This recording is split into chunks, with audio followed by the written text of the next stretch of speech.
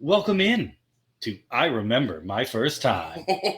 Oh, don't be nasty, Jacob. Not that first time. Damn it. This is a podcast about cinematic awakenings. I like the sound of that. Where we talk about movies we love with someone who just popped their cherry to that movie. That sounds delightful. Jacob, are all the movies we do on this podcast going to be good movies? God, I hope not. Do we like shitty movies? We love shitty movies. Sometimes even more than good movies. Are we critics? Absolutely not. But do we love movies? Oh, we love the shit out of movies. In this week's movie masterpiece, the 2007, written by Seth Rogen while he was in high school with his buddy the director, Superbad. Wow. Jonah Hill's breakout role. Everyone's breakout role. Yeah, Jonah Hill, Emma Stone. Well, it wasn't Michael. Yeah, that's true. Role. Or Hader or Rogen. Yeah. But I digress. Jacob, do you know how many foods are shaped like dicks? All the good ones. BJ, prepare to be fucked by the long dick of the law. I am BJ Leica, and the funny thing about my back is it's located on my cock. Joined as always by me, Jacob Beakus, the Iron Chef of Poundin' Beige. And neither of us got into Dartmouth. I know that'll come as a surprise to our listeners. Neither of us. No. Maybe because we called it Fartmouth for years. I mean, I put it in my essay.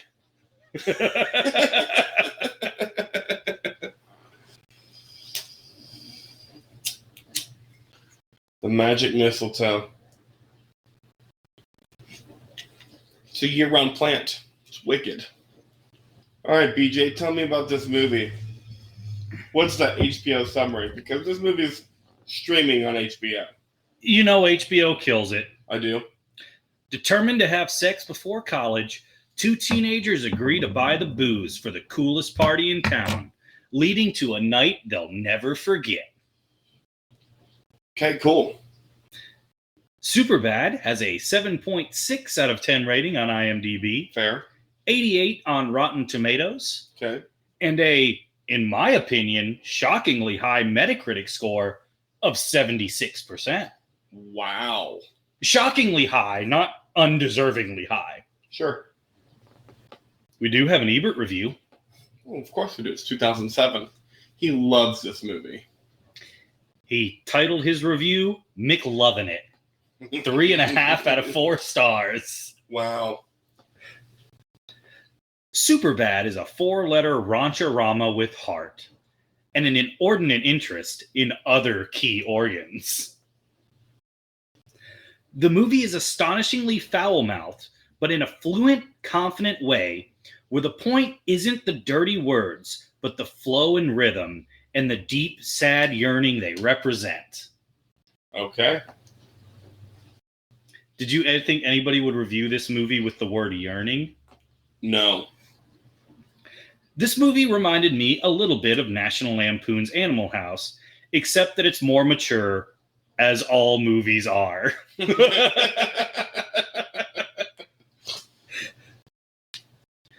In this treatment of adolescent sexual yearning, Superbad remembers not only the agony, but the complete absence of ecstasy. And then Roger Ebert goes off the rails. I remember in 8th grade, some kid asking how long you could entertain an impure thought before it got upgraded from a venial to a mortal sin. There aren't rules for things like that, the sister explained. But I'd say that after 5 seconds, you're asking for it. The kid and his buddy went down to his basement to study his dad's collection of Playboys, and he got a stopwatch and had his buddy punch him in the arm every 4 seconds. What's Roger talking about? Did Roger just have a stroke writing this? I thought I, went in and out of consciousness while you were reading, and I lost track of something. He was telling a story about when he was in the 8th grade. Him and his buddies were debating morality and ran a Playboy test to find out. Whatever. Okay. Wild. I don't really know what to say about that, other than how did this movie do in the box office? Great way to end that segment. Was that not wild? Like, I thought about not putting it in because it was so weird, but I was like, it's so weird. Yeah, you had to I've got to put this in. Yeah. So in 2006, at a $17.5 million budget, that's 25.5 today. Pretty small. From a $17.5 million budget in 2006, in 2007, it brought in $170 million. Oh, wow. That is what we call a success in the biz. $246 million today. Damn. That's fucking nuts. So yeah, it did fucking well. I see that. I remember when this movie came out in theaters. I didn't see it in theaters, but I remember when it came out. Do you remember your first time? I do. It was not good. Really? Did not like this movie my first time. Interesting. What was the reasoning? I think it was because I was a sophomore in high school in 2007. So you didn't get the big senioritis theme behind this movie. Yeah, and no one's driving yet, so no one's going to parties either. True. Or not that many, right? Yeah. So, but by the time I watched it a second time, fucking awesome. So I didn't watch this movie for a good 2 years after it came out. The reason is because I was road tripping with about 3 other people, and 2 of them had seen this movie, and they were like, this is the worst movie ever. A huge plot point of this movie is about a kid who can't stop drawing dicks. It's really not a huge plot point. It's a 2-minute interlude. That's, may I say, rather funny. The guy sounds like a homophobe. A treasure trove of dicks. Show us your dick, Michael Douglas. Fuck! But yeah, then I saw it 2 years later, and I was like, what were they talking about? This movie's great. Damn, it took you 2 years after that conversation to watch it? 2 years. You were mad at them. I was. I didn't see it for 2 whole years. You still talk to those people? No. Good. They don't deserve your friendship.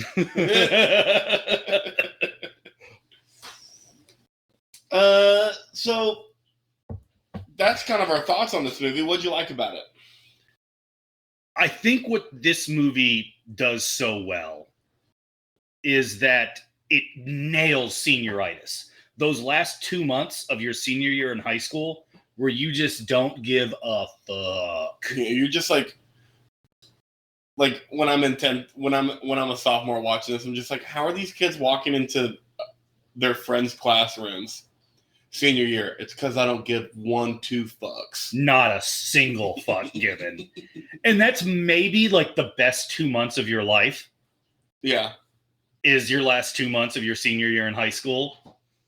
And this movie nails that. What did you not like about the movie?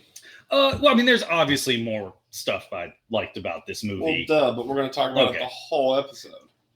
Touche. Unless you want to continue to expand.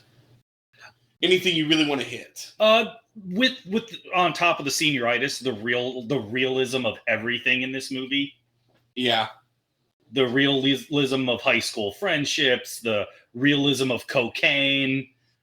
Maybe not the police officers. But whatever. How you think in your head getting booze is going to be like. Yeah. It's all so fucking real. Trying to get laid. How important you think it is. You think it's so important at that age. Yeah, it's not. It doesn't fucking matter.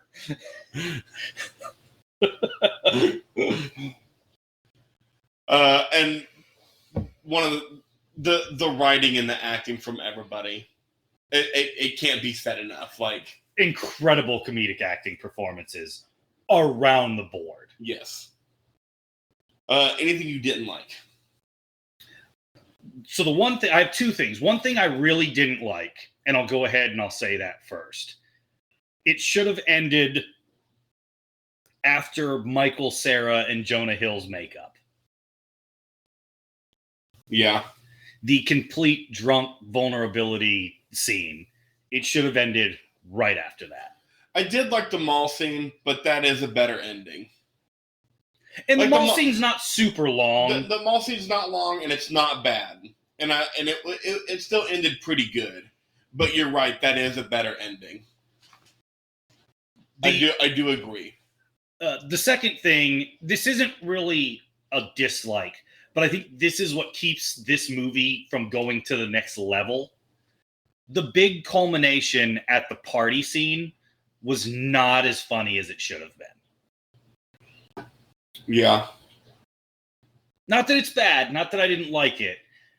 It's just the movie prior to that was funnier than the big scene that's supposed to be what we're working towards. Correct. Yeah. Anything you didn't like about it, Jacob? How do you make a high school party any more awesome than it was, though? I will say go watch 10 Things I Hate About You. I've seen that recently. That high school party scene? I guess. No, I mean, I guess you hit the two things. I think I like the ending mall scene more than you do, but I can't disagree with you that ending it after the drunk, vulnerable makeup scene is better. It's a better movie. It's a better movie and a better ending. This movie's not too long for you? No. Because it's a full hour 53 comedy. It is, but it blew by. Yeah. Nimble was like, how much more time's left in this movie? And I'm just like, not much. And she's like, I'm trying to figure out if I should do another section of my hair. And I'm thinking it's maybe 15 minutes. Maybe. And I hit the remote and I'm just like, oh, wow, shit. We have 31 minutes left in this movie. And we watched the last 31 minutes and it felt like 15. I don't know what to say. You know, I stopped it at the McLovin scene when he reveals his driver's license. And I was like, man, I didn't realize this scene didn't happen until 15 minutes into the movie. And I paused it. It happens like 30 minutes into the movie. Wild. It's so well placed. That means, we have one important question that I think everybody knows the answer to. Yeah. Is this a good movie? Of course. It's a great movie. Yeah, if you haven't seen it by now, I don't know what you're doing. Agreed. Go stop this podcast. Go watch it on HBO Max. Yeah. Don't listen to any more of this podcast. Go watch it. You'll enjoy it so much more. Then come back and listen to it. Yeah. And yes, BJ, now it is time. To get deep into this movie? So deep, BJ. Balls deep. They would have loved that joke in this movie. Minimum 5 inches. I wish. That's right. Your mom did update the Wikipedia page for you. You love this movie from the first time you watched it. I did not. You start off our Mount Rushmore. All right. My fourth favorite scene on the Mount Rushmore, and this is it's the older person party, where Seth and Evan go and steal the beer. Okay. The period blood on his pants, where Blood Brothers, it still makes me laugh. I don't care what you say. But I think after multiple rewatches of this, my favorite part of the party scene is Michael Cera singing These Eyes.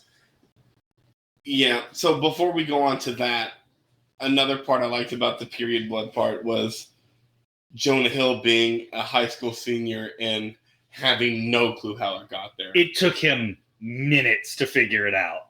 Right, and as you get older, you're just like, instantly, that's what it is. I thought that was so funny. That was so funny how long it took him. And yes, the Michael Cera part. Has any movie ever accurately portrayed how annoying people are on cocaine than this scene right here? I think this nails it. It's because you think it's like, oh, I'm on cocaine, I'm going to do something crazy, I'm going to woo! It's not. No. It's very much just kind of like moving and amped up, but also very chill. As someone is singing terribly, and you think it's awesome. He is the songbird of a generation. Yeah. Real easy to get kind of angry, but still very chill. It's fucking weird. But they fucking did it, and it was awesome. I have to shout out Michael Cera's phone call that keeps getting dropped. And real funny Michael Cera cussing in this scene. Yes. And what was his? Becca? Was that the girl who? Yeah, Becca. She was so confused. Yeah. She's like, why is he calling me a bitch? He's such a nice guy. What is going on? My fourth favorite scene, also the adult party scene. There we go. We already talked everything about it. The fight. Yep. Excellent cocaine fight, too. Yes. Both fights, whenever he beats the shit out of, what's that guy's name? He's like... Joe Lotruglia. He's so great. Every time he shows up in a movie, I'm like, awesome. Loved him since Reno 911. Yes. So good. I love Jonah Hill just filling up the fucking tide. Oh. What is he planning on? Plus, like, what's a top? Like 64 ounces? Uh-huh. They're half a gallon. You can fit like 5.5 beers in there. It worked. Just carry 5.5 beers. I loved how he's walking. He's like, what the fuck are you doing? He's just like, I got period blood on me, man. I'm trying to wash my clothes. Incredible. Yeah, you can call us immature. Period blood's funny. Fuck you. And just back to the Michael Cera scene. I loved him just standing in the corner. Just he couldn't get out, so he just kind of just stood there. And homeboy's like, "Who the fuck is this guy?" And I love being so yacked and so drunk at the same time and being like, "That's Jimmy. You're Bobby's brother, the one with the voice of an angel." Oh, what a night. What a night. What a night. All right, your third favorite scene. Seth, Evan, and Fogel meet up again. So it's when the cops pull over Michael Cera and Jonah Hill. Or no, when they hit them with their car. I'm sorry. Okay. It's the scene that combines all 5 of the funniest characters in this movie together. And I love Michael Cera running. It's hilarious. Seth Rogen chasing him. He's the fastest kid alive. There's no way you're going to catch him. Just throwing up. It's just beer. It's okay. It's okay. I'll fire my gun in the air and scare him out. And then it almost worked. Oh, they shot Seth. Oh my God. And they fight the homeless guy on the bus. Awesome. With the gold schlick falling just out of Michael Cera's fingertips. A real funny scene, and it's the one that combines all 5 of the funny people in one scene. My third favorite scene, and this will be my first, and it won't be my last, Eddie Guerrero lice eating and chilling. It's the first 30 minutes. Okay, I'm glad you put this in here. It's some of the best comedic acting, comedic writing, pacing that I've ever watched. Jonah Hill. It's all so funny. Jonah Hill is just on one for 25 straight minutes. It's so funny. Jonah Hill is pitching a no-hitter at this point in the movie. Yes. Well, you don't want girls to think you suck dick at fucking pussy? What a line. Incredible. Because you know they thought of that in high school. 100%. And like, we're putting this in a movie. Yes. I mean, Seth Rogen and the director, they were friends in high school. They wrote this in high school. Yeah. And I want to highlight the home ec scene in the first 30 minutes. When not Seth Rogen, Jonah Hill gets paired ripping on the home ec teacher. He's just like, come on, it's like I took this class for an easy A, no offense. But I took this class to be with a partner, and I'm sitting here, I'm single momming it, okay? I'm cooking, I'm doing the dishes, I'm doing all the prep, I'm doing everything. I'm like a single mom. This is fucked up. Sorry for cussing. Yeah, sorry for cussing. Excuse my language, but this class is a joke. No offense to your profession, but it is. And just give me a break. It's the last 2 weeks of school. Come on. And then Fogel coming into the class at the end saying he's going to get the fake ID. Yep. And the teacher's like, Fogel, get out. And this is perfect when and they do this perfect when women don't really know how awful men are. Yes. Because Emma Stone just turned around and never catching Jonah Hill. Ever. And not even getting a clue that he's being a total pervert. It's because they don't really know yet. Like, we're all just pieces of shit. They'll find out. Until we're like 23 or 24. Yeah. And then we start to chill out a little bit. Right, that's the problem. At the time guys stop being giant pieces of shit, women then realize guys are giant pieces of shit. Yep. This scene nailed that too. So, but the whole first 30 minutes.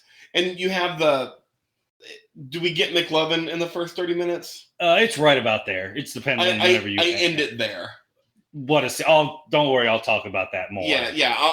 And I know you will, which is why I'll just end it there.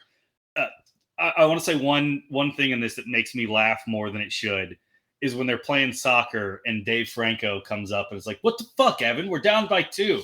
He's like, "It's just chill out, dude. It's just soccer." I love the line, "Chill out, Greg. It's soccer." It was so great. And before we leave this, I had one friend who had a hot mom. And what a funny scene. Hi, Jane. Just bent over, just looking straight down her shirt. Yeah. I never said anything to my friend until we were adults because he got it from everybody all the time. Like, we were childhood friends. He didn't need to hear me say his mom was hot. He fucking knew. So jealous you got to suck on those titties. Well, at least you got to suck on your dad's dick. Okay, your second favorite scene? My second favorite scene is the kids trying to get booze. So this is the imagination of Jonah Hill, how he thinks it's going to go, through McLovin buying the beers and the cops showing up. This is my second favorite scene, too. The cops showing up. This whole scene's funny. Everything about this scene. The cops showing up, him been drinking this for years. Heard they put more hops in it.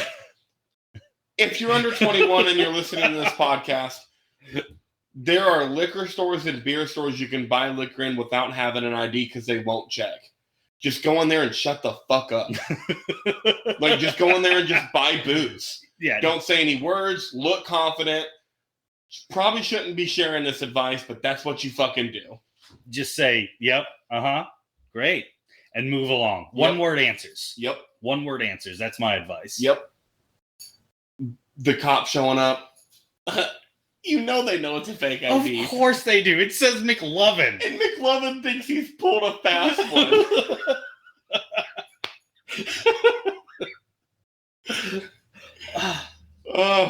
Anything else you want to say about it?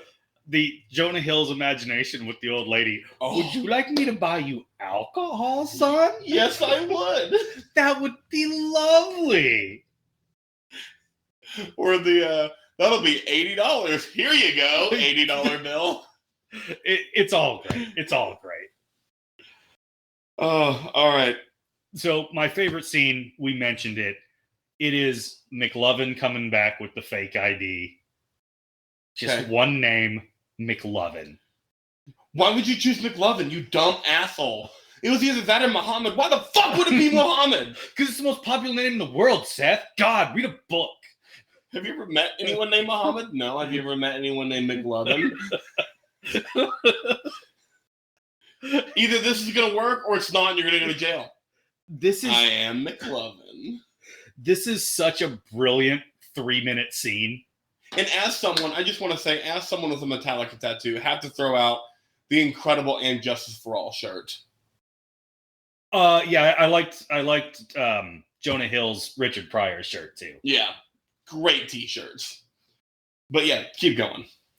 Oh, it's one of the best like single 3-minute like comedy writing scenes ever. Agreed. The McLovin scene is so funny. What are you, an Irish R&B singer? And I love how he picks Hawaii. There's only one name.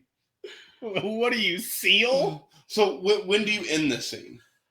So for the purposes of this podcast, I run it through Jonah Hill getting off the bus in the Western shirt. Incredible shirt. Because it's hilarious. Incredible shirt. He's wearing plaid dress pants with a fucking Western pearl snap. Couldn't be a better outfit. He gets called Waylon Jennings in this movie. Johnny Cash. So for the purpose of this podcast, I run it through that scene just to talk about the shirt. But the video game plan was pretty funny in there too. Gotcha. Why do they fucking make this game? You can't fucking beat a god. My number one favorite scene, and this is the ultimate lie, steal, and shield. I was wondering how you were going to do it with the McLovin scene not being in it. But if you lie, cheat, and steal. Okay. Every time we get Bill Hader and Joe Rogan. Seth Rogen. That's what I meant. This is a very different movie with Joe Rogan. Yes, it is. Bill Hader and Seth Rogen every time they're on screen. Because they're the best part of this movie. I think so. Maybe this is an age thing. Maybe if you're below 25, you think the kids are the best part of the movie. And once you're over 30, you're like, oh, no, it's Hader and Rogan. They're the best part of this movie. I wish I could remember how I felt when I watched this movie in my early 20s. Because I feel like part of me has always thought that Seth Rogen and Bill Hader were the best part of this movie. Because you had McLovin there the whole time. So you still had the high schooler.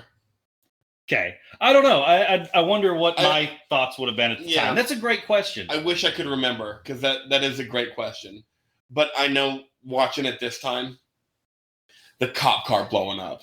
Then one of your favorite scenes, them all together at the same time. McLovin shooting a handgun. McLovin shooting a handgun. The bar scene. Everything.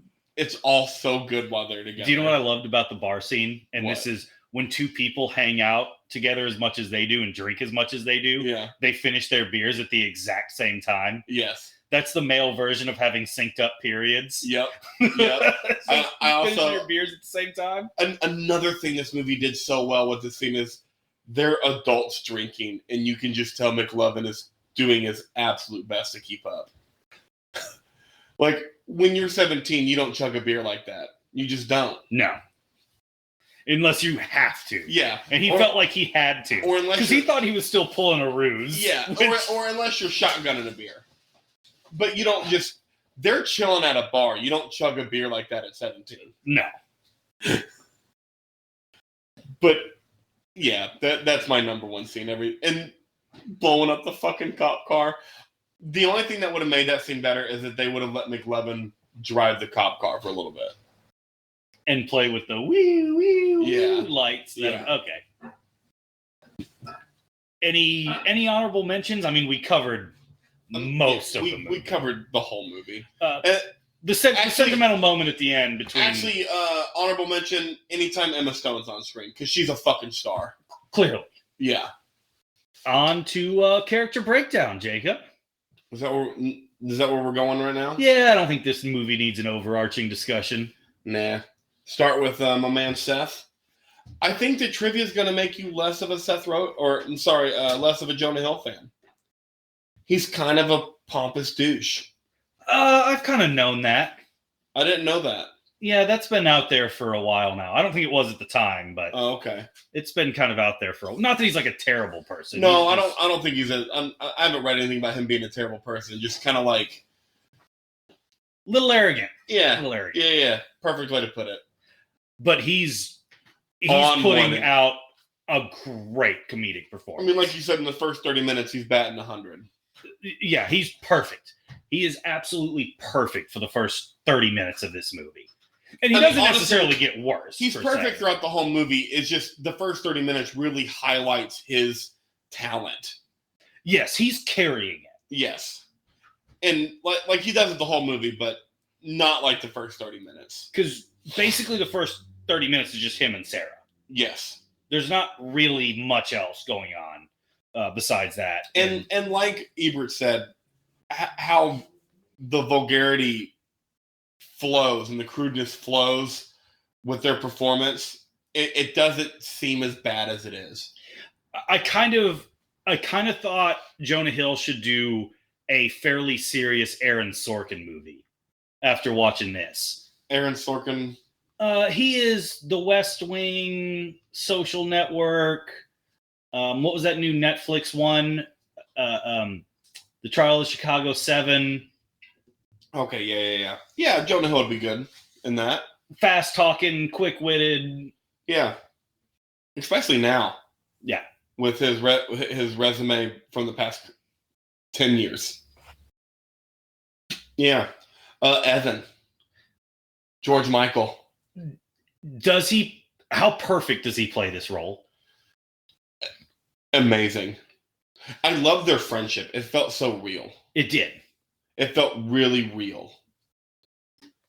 Love their friendship. Loved Michael Cera. And I mean, I think you said it perfect earlier when we were on the phone. He's basically playing George Michael in a normal family. Yes, he was not raised by the uber wealthy, completely messed up family. He's George Michael raised by normal people. Yeah, and just such a great character. And I love the two different friendships and how he had two different kinds of chemistry with Jonah Hill and Christopher Mintz-Plasse? Yeah, I think so. It's McLovin. It's McLovin. He should just change his name to McLovin. He should. On to McLovin. 17-year-old McLovin. He was the youngest cast member. Jonah Hill was 23. Michael Cera was 19 or 20. And McLovin was 17, going toe-to-toe with 23-year-old uber talented Jonah Hill. Yeah, kind of a weird career he's had because he's clearly talented in this movie. Mm-hmm. This could have easily been a throwaway part in the movie. Yeah. And he made it so much better. So good. His mom made sure he got this role. Really? Yeah, she read the script and she was like, you have to go audition for this. This is you? Yeah. Way to go, Mom. The cops, Bill Hader, Seth Rogen. Like I said, I think they're the best part of this movie. Bill Hader is so underrated as an all-around actor. Have you ever watched Barry on HBO? No. So good. It's so good. It's a matter of when, not if. Yeah. I'm gonna watch it for sure. It's so good. But Bill Hader is so good in this movie, and so is Seth Rogen. They're so good. I'm shocked they didn't do more stuff together because their chemistry is sparkling. Agreed. I wish we would have. I mean, we still can. Fucking do it, Seth. Oh, he was going to do Those Cops and Pineapple Express crossover. I know. We can still do it. What are we waiting on? Let's fucking go. The ladies. Emma Stone's clearly a star, and she barely talks and isn't particularly funny and isn't doing anything super out there. But it's obvious when a camera's pointed on her that she's a star. Yeah. Agreed. And the other female actors were really good too. Yeah. They definitely portrayed being drunk really well. Or at least she was pretty over the top. I mean, what high schooler isn't like that though? That's true. And she probably had a combined 2 shots. And if she had more, it's even more believable to be like that. Because nobody can hold their liquor at 17. No. And if you say you can, you're a fucking liar. Sorry. Anybody else you want to touch on in this movie? No, now it's everybody's favorite part of the podcast. Facts and trivia. Movie trivia. The DVD Blu-ray menu featuring a silhouette of Evan dancing was filmed continuously for an hour with Michael Cera dancing nonstop for the entire time as to give the menu the feeling of not having a loop scene. An hour? DVDs were cool for that kind of shit. I miss the special features on DVDs. Every streaming service needs to bring those as extras on their titles. When was the last time you danced for an hour straight? Never, but I'm not a professional actor. I mean, 20 minutes. Sure. Yeah. 30. Oh, man, my feet are starting to hurt. Hour, I'm fucking dead. Yep. Seth Rogen and Evan Goldberg started the script when they were just 13 years old because, quote, we just wanted to see if we could write a movie. 13? That's when they started it. Still. Yeah. The penis drawings featured in the film are done by David Goldberg, Evan Goldberg's brother. There were close to 1,000 produced, but only a handful were featured in the movie and closing credits. So he had to pay his brother thousands of dollars to draw thousands of dicks. Yep. Maybe tens of thousands of dicks. Probably. Now you just get ChatGPT to draw dicks, right? 100%. The semen conversation was mostly improvised and lasted for about 4 minutes. It was edited to under a minute for the final cut. The condom one? I don't know which conversation you're talking about. Okay. I just wrote it down. Someone remembers it that's listening to this. And they're probably yelling at us right now. It was probably a really funny scene. I'm guessing it was between Michael Cera and Jonah Hill. Yeah, I'm sure. That's why I thought it was the condom and spermicidal lube. Probably. The pivotal penis drawings were a point of contention with the MPAA, particularly the scene with young Becca holding an image of one of them. Producer Judd Apatow said it was the subject of much legal wrangling, including how erect they could be, if the veins could be shown, etc. However, the actress playing young Becca, Laura Morano, had a different picture to hold before they cut to the actual drawing. Of course. Duh. You can even see from the reverse that the drawing she holds appears completely different. The penis drawing scenes required enormous legal complications. Getting it to the screen, every single drawing had to be approved individually by the studio's legal department, and we would get notes saying too big or too veiny. So the lawyer working for the studio or whoever's doing this comes home and his wife's like, "Hey, honey, how was work today?"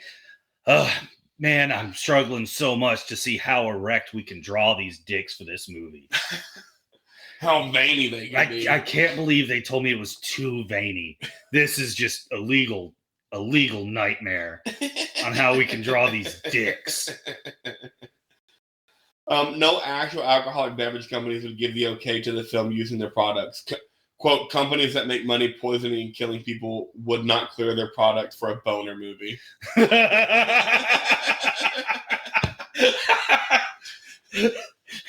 Seth's comment about Fogel looking like a future pedophile after being shown his ID was ad-libbed. I'm sure quite a bit of it was. Yeah, but great one. The word fuck is used 176 times. The movie itself is only 113 minutes long. That averages to approximately 1.6 uses of the word per minute. 84 said by Jonah Hill alone. It didn't seem like that many It to did me. not. Eminem says that this is his favorite movie of all time. He even referenced it in 2 of his songs, Brainless and Ballin' Uncontrollably. That's awesome. Right? I would not have expected this to be Eminem's favorite movie of all time.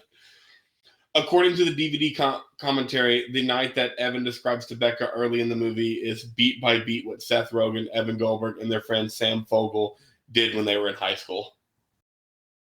It's incredible. Yeah. Seth Rogen's definitely hitting his friends in the nuts in high school. For sure. There was never any doubt in my mind. Not one. The scene where Evan accidentally winds up in the room with guys doing cocaine is actually based on a real incident from Rogen and Goldberg's younger days. They attended a party when they were 14, meant to say goodbye to a local stand-up comic who was moving. and Rogen's mom took them. Everyone started doing blows, says Rogen, and Goldberg adds that the house was owned by a midget and a bodybuilder who were a couple, and there was a pig. What? Hold on. Sorry. Read that last sentence real quick, please. I'll read it right, too, because I just read it how IMDb has it. That house was owned by a little person and a bodybuilder who were a couple, and there was a pig. I mean, you had me at little person and bodybuilder. Yeah, and then you added the pig. What a party. Because Christopher Mintz-Plasse was only 17 at the time of filming, his mother was required to be on set during the filming of a sex scene. God. Oh. How awkward, right? At least it's not like a super explicit sex scene. Right. That, Emma Stone's reaction to getting hit in the head by Jonah Hill, what the fuck, was improvised. And I just want to say that moment right there was one of the times that I laughed the most ever watching movies. It's her reaction. Yes. Yeah. And then, but it's her reaction, but also just Jonah being really vulnerable and self-conscious and everything, and Emma Stone, just her acting portrayal on her face was like really feeling for him, and she started to respond, and then BAM! What the fuck? I couldn't. Another moment that I remember laughing that hard was in Tenacious D: The Pick of Destiny, when Jack Black is on the roof. He's like, I can't remember the song, but then he sees the camera. He's like, fuck! I don't know why that thing was so funny, too. I can't wait till The Pick of Destiny is streaming. Let's do it. All right, cast trivia. Michael Cera's mother read the script before he did, and she was the one who convinced him to try out for the part. It was the film debut of Emma Stone, Jonah Hill's first leading role, and film debut of Christopher Mintz-Plasse. McLovin's first scene in the movie ever is when he interrupts the cooking class. He started improvising from his very first line. The teacher's killing it in that scene, too. Yes. He was 17. Michael Cera was 18, not 19. And Rogen was 23. Jonah Hill was 23. Sorry. Yeah. Jonah Hill wasn't keen on Mintz-Plasse after their first audition together, as he felt the newcomer kept stepping all over his lines. So the new guy's funnier than me. Yeah. They pulled Hill aside, played him back to tape, and asked him to show him a single instance. He couldn't, as Mintz-Plasse was instead helping boost Hill's delivery and performance. Hills claims it was because his character wasn't supposed to like Mintz-Plasse, but everyone calls him on it. That guy, that's great, guys. I thought we were all friends. Oh, damn. They threw his ass under the bus. Yup. Jonah Hill initially read for a smaller part, despite suggesting he was perfect for Seth, the character he eventually went on to play. How frustrated were you at that moment, asked Apatow, and he goes, I just felt you guys were stupid, replied Hill. Damn. That's a lot of confidence for a 23-year-old. Because Jonah Hill and Seth Rogen are such great friends, they are quoted as saying that when casting Evan, they weren't so much looking for a good actor as they were casting for a new best friend. Aww. Bill Hader has stated that he was offered many roles as a cop after this film due to the popularity of his character. I can see him essentially being the Andy Samberg character in Brooklyn Nine-Nine. Yeah, me too. The skit for the special edition DVD commentary, Judd Apatow had his 9-year-old daughter with him. He asked that no one swear in front of her. Jonah Hill swore numerous times, angering Apatow. After an argument, Apatow left the commentary with his daughter. Which, I'm going to put that on Apatow. How do you bring a 9-year-old to this movie, the commentary for this movie? Yeah. If you were doing, Mrs. Doubtfire, fine. Yep. You're doing a dick joke, once a minute F-word movie. Yep. 1.6 a minute. Like, that's on you, bro. Sorry. I don't feel bad for your 9-year-old. Yeah, that's an Apatow problem. Yep. And then I end the trivia with the role of Officer Michaels was originally offered to Kyle Gass. KG. Good trivia, right? That was fun trivia. That's good stuff. I'm going to see how this goes for the movie impersonation. But you're going to do high school you showing up to a party when you're the one with the booze. Okay. Interesting. All right, here we go. What up, guys? Guess who's here with the booze? I didn't cheap out. This is a fucking glass bottle, not a plastic one. What's this one bottle of vodka? What's that going to get? All 30 of us drunk? Hell yeah, bitches. Okay. I was obnoxious. Yeah, you were. What up, fellas? Finally made it. My stepdad's cousin's brother just dropped me off. He's the one that helped get the booze. I got Old Milwaukee. The beast. Yeah. I went cheap because I wanted to get a bunch so we could all get fucked up for days. I got all cheap vodka and whiskey. We about to get fucked up. Oh, I also got some Budweisers because I'm a classy son of a bitch. Steve Weisers, you probably called him back then. Yep. That was it. All right. You were obnoxious. Everyone was. Yes, agreed. Final thoughts on the movie. I don't know why. From what I've talked about this podcast, from what I thought this movie was going into it, I thought for sure that it was above a 9. But when I finished watching it, for whatever reason, I immediately said, that's an 8.4. Which is still a really good movie. In my mind, it was a 9. And after watching it, I was like, no, it's an 8.4.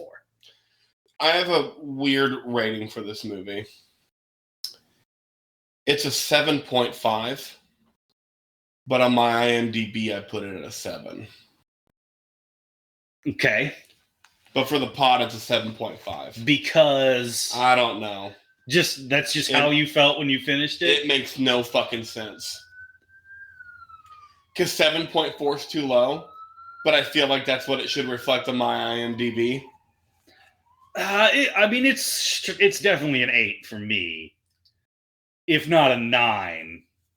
I don't know. You know what? Well, I'll put it an 8 on my IMDb. The acting's too good. The writing's too good. I remember watching this after the first time I didn't like it and thinking this was a 9 or a 10. Maybe that's my apprehension.